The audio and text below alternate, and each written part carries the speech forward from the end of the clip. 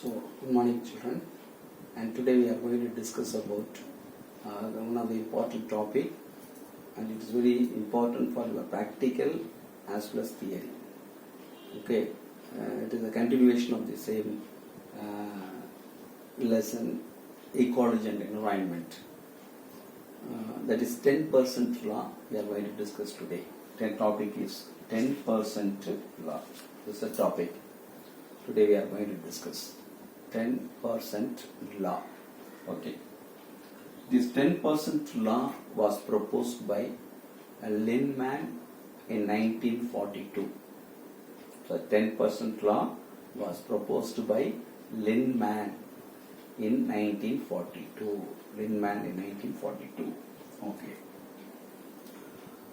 According to Linneman, the 10% law states that during the transfer of energy, or especially during the transfer of food energy from one trophic level to next trophic level, only 10% of energy is stored in every trophic levels. The remaining 90% of the energy is lost in respiration, decomposition, or sometimes the form of heat. So this is called a 10% law. Okay, because the energy, food energy will start flow from producers to top carnivores. There is a loss of energy is always occur from one trophic level to another trophic level. That's why at each trophic level only the 10% of energy is stored. The remaining 90% is lost in the form of lost in respiration, decomposition, and in the form of heat. Okay, now with this pyramid we are going to explain about this 10% law. So look at this pyramid carefully. Look at the pyramid. So I told you the bottom of the pyramid is always occupied by the producers. So the producers trap nearly 1000 joules of energy from sun. From the sun, these producers receive 1000 joules of energy. These 1000 joules of energy get trapped by the green plants during the photosynthesis. But these green plants always stored only at 10%. That means even though they trapped 1000 joules of energy, only 100 joules of energy are stored as a chemical energy during photosynthesis. Out of 1000, 100 joules of energy, out of 1000 joules of energy trapped by the producers, but they stored just 100 joules of energy as a chemical energy during the photosynthesis. The remaining 900 joules of energy is lost in the environment.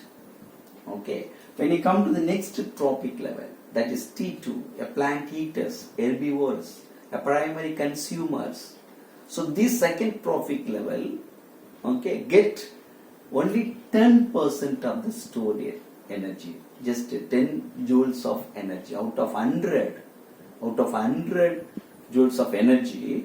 This primary consumer get only 10 joules of energy as a stored energy.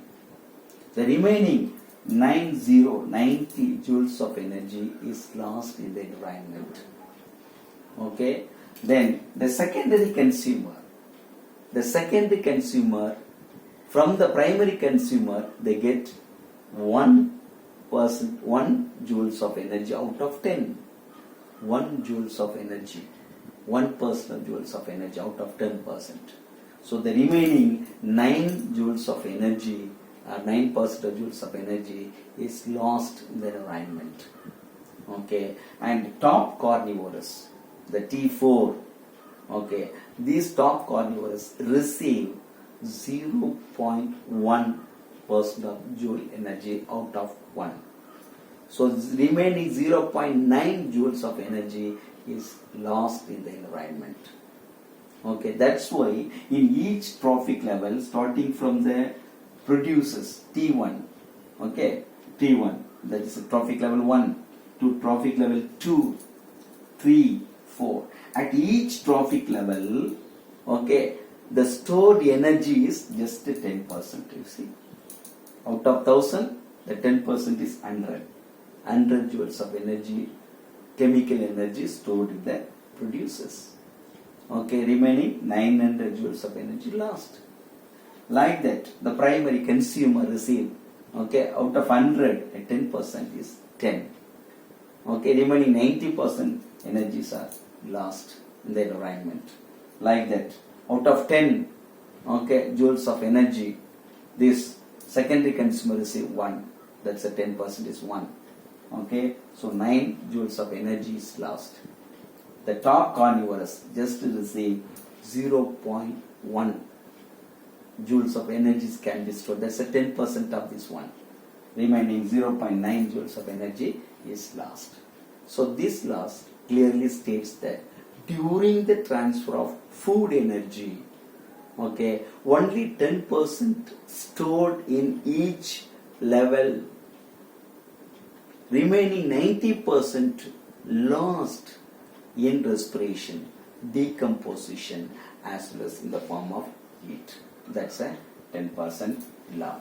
So the 10% law, it's a very, very important. Write the definition and give the explanations. Okay, so I hope you understand this topic. So next video we'll see the new topic. Okay, thank you.